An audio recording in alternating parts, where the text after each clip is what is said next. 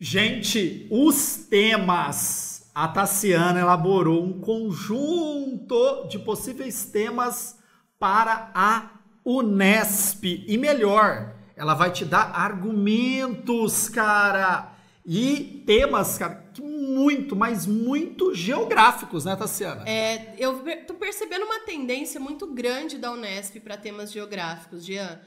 As últimas provas de medicina, se a gente pegar o Provão Paulista, né, que falou de gentrificação. Então, tá tendo uma tendência, sim, de temas geográficos. Então, bora lá, Tassiana, manda Vamos ver, lá. E aí eu vou dando os pitacos aqui. Olha só, gente, o recorte que eu dei. Emergência climática, é possível reverter o aquecimento global? Que é uma questão também que foi bem batida. A VUNESP já trouxe ecoansiedade, queimada nas provas de medicina mais de uma vez. Ela só muda ali a estrutura. Uma ela põe o ou, outra ela põe o entre, na outra ela põe uma pergunta. Eu acho que pode ser, sim, a gente não pode descartar, tem que falar sobre isso, tá? Então, como a gente tem uma pergunta direta, pessoal, a gente tem que ter uma resposta para ela. Então, eu coloquei aqui, é uma questão polêmica que permite respostas sim e respostas não. Quem pensa que sim, né? Quem pensa que sim vai falar o quê, gente? Se é possível reverter? Por conta dos avanços tecnológicos em energias renováveis, e aí você pode complementar, tá? Porque eu pensei só na ideia, mas o foco da geografia aí vem com o professor Jean. Eu pensei numa restauração de ecossistema, vocês estudam pra caramba sobre isso também. Adoção de políticas globais, a gente teve o Acordo de Paris, né? Tudo bem que esses acordos globais, eles têm que ser seguidos, não adianta a gente simplesmente fazer esses acordos. Capacidade de regeneração da natureza, a gente tem que acreditar nisso, óbvio, né? Se é uma coisa que é certa, é isso. Só que a gente sabe que a natureza demora também, e a gente não tem tempo. Você lembra quando houve lá a questão de Brumadinho, Mariana, que perguntaram para o Ailton Krenak o que deve ser feito? E ele falou, deixa que a natureza resolve. Só que pergunta se a galera deixa a natureza resolver. Claro que não. É aquilo, cortar uma árvore 30 segundos, crescer uma árvore 10 anos. Mobilização social e conscientização, evidências históricas, as pessoas elas têm que estudar, né, Jean? Então a gente tem que pensar nisso também. Aí a gente sabe que tem a galera que fala que não é possível reverter também. E é legítima a preocupação deles, os argumentos também são muito bons, tá, gente? A gente pode falar da inércia climática e dos limites físicos, justamente dessa demora que é inviável, por exemplo, para o homem. O homem não tem tempo para esperar o rio ficar bom, o rio se regenerar. E a economia, como que fica? Né? O meio natural ele é nunca o mesmo pós-intervenção humana. Então, por exemplo, se você tem uma floresta primária, que é aquela floresta natural que surgiu, se você cortar ela, vai nascer a secundária. E essa secundária, muitas vezes, não é igual à primária. Então, excelente. E isso modifica todo o ecossistema local. Legal. A falta de vontade política e cooperação global, que isso gira em torno de impactos culturais e sociais, né? Por exemplo, a gente está numa cultura de privilégio econômico. É como se a natureza estivesse aqui para nos servir apenas. Então, ao nosso bel prazer, eu posso fazer dela o que eu quiser. Então, é muito complicado a gente mudar esse padrão cultural justamente com a resistência social que vem acompanhada de negacionismo climático por parte de quem nos governa, por parte de uma sociedade alienada que compartilha essas ideias, né? Então, se a gente tiver uma visão mais distópica de mundo, ou seja, a gente vai defender a ideia de que não é possível reverter. O crescimento populacional, o consumo excessivo, né? Na verdade, o que existe é um incentivo a esse consumo excessivo cada vez maior.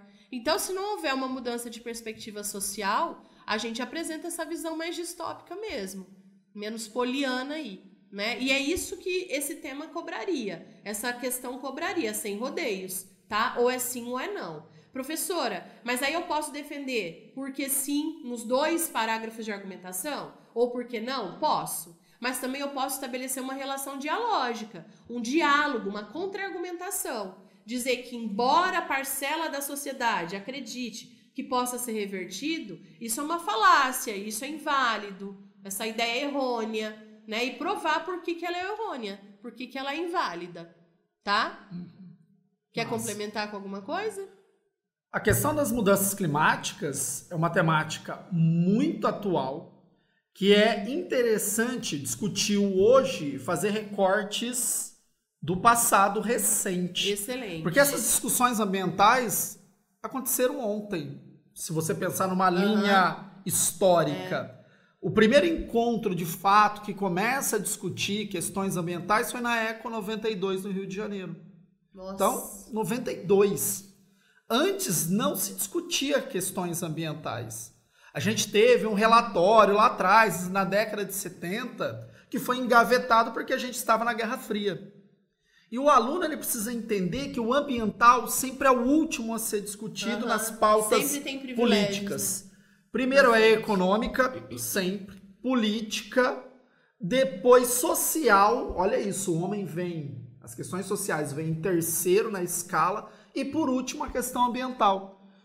O homem ele tem que entender que a questão ambiental norteia a política, a sociedade e a economia. Mas isso é sempre deixado de lado e a questão ambiental é o último. Vamos discutir o meio ambiente agora? Por isso que nós temos ainda pouco lastro de discussão, né? A partir da década de 90 do século passado, foi ontem. E poucas coisas efetivas, porque aquilo que você disse, os tratados, eles nunca são colocados em prática. Só são discutidos, vou doar 300 milhões. Cadê os 300 milhões? Né? Vai mesmo. O Biden, entra lá, né? O presidente dos Estados Unidos, no momento está sendo gravado esse vídeo. Ele sai da floresta, fala algo, volta para a floresta. Você viu o meme? Volta para a floresta. E cadê o dinheiro? De onde vai sair isso? Né? Possivelmente o outro presidente que ganhou, Donald Trump, ele não vai ratificar esse tratado. Então, são falácias, né? Falácias governamentais. E o problema está aí. Os eventos climáticos extremos estão presentes. Tá? E isso cada vez mais vai atingir a nossa vida em sociedade. Excelente, Jean. E você sabe que se eu fosse escrever uma redação dessa, eu partiria de uma resposta que não, justamente e justificaria com essas questões culturais e sociais que você acabou de dizer. Certeza. Massa, massa. É isso que eu pensei sobre esse tema de uma maneira rápida aí para poder ajudar a molecada nessa reta final. Tá, Tassiana, e só tem esse ou tem mais aí, temas quentes? Você tem tempo para mais um, Jean? Tem, manda bronca. Gente, uma coisa que ficou em evidência esse ano foi a questão da falta de justiça com relação a vítimas de trânsito, né? O Porsche, ele virou uma máquina de matar, né? Todo Porsche, todo acidente parece ter um Porsche. Então, eu elaborei um tema pensando nisso. Dá uma olhada, ó. Vítimas do trânsito. A justiça falha nos casos de crimes cometidos por pessoas influentes. Primeiro, a gente tem, né, que ter a noção de quem é influente, quem possui o capital econômico. Não necessariamente uma pessoa famosa, mas quem possui o capital econômico. Essa pessoa é influente na nossa sociedade, né? Essa pessoa ela tem presença de privilégios sociais, ela tem acesso a bons advogados. Esses advogados, com certeza, têm uma rede de influência muito maior.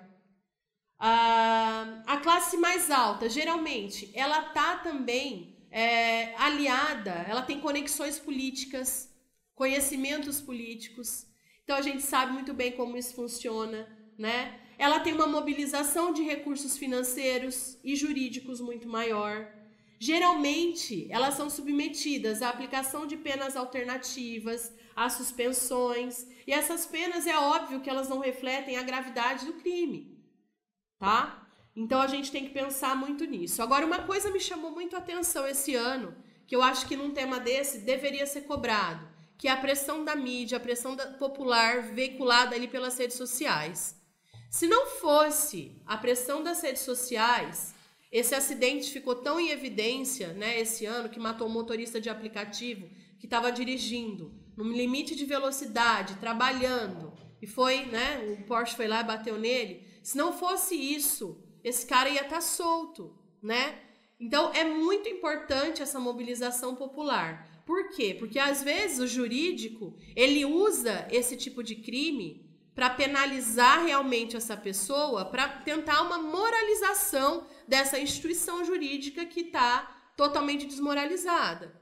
Então é muito importante que isso aconteça para que essa autoridade haja aí com mais rigor, né? E por que o sistema jurídico tem tanta dificuldade de tratar todos com isonomia, todos com igualdade, tá, gente? Mas quanto mais dinheiro, mais advogados de renome, mais recursos financeiros, então a gente tá na mão do dinheiro. As pessoas, elas são compráveis, não deveriam ser, mas diante de um mundo em que o capital, ele é símbolo de poder, é todo mundo comprável, tá? A morosidade da justiça também é outra questão, porque assim, prende. Aí, de repente, tem uma brecha na lei que solta. Só que aí tem a primeira instância, a segunda, a terceira, a quarta, e com o arsenal de processos que se tem, a gente fica aí, esquece, a população esquece. Então, essa sensação de impunidade que essa morosidade traz, ela também é importante, né? É importante para a gente perceber. E esse privilégio, ele é designado, gente, para quem? Diante de um status social e econômico, diante de um gênero também. A mulher, ela é tratada de forma diferente, né? Diante da cor da pele, eu acho que não preciso nem reforçar essas questões. Trago também a relação de poder, isso é muito claro dentro da teoria do Michel Foucault, quando ele fala de relações de poder, né?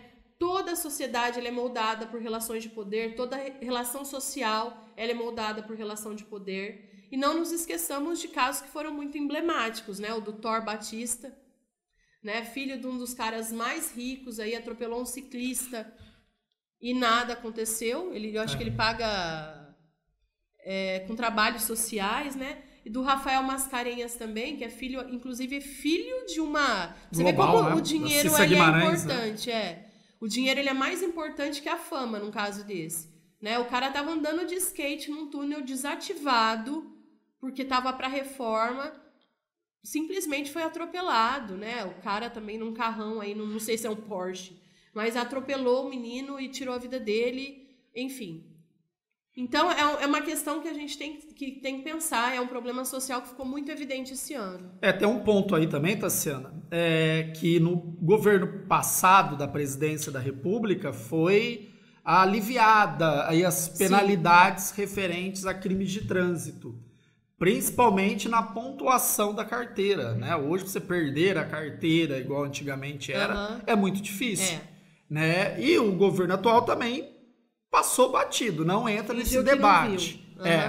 E isso também pode ser um agravante. Excelente. Né? Ao aumento dessas barbaridades que ocorrem no trânsito, né? Excelente, Jean.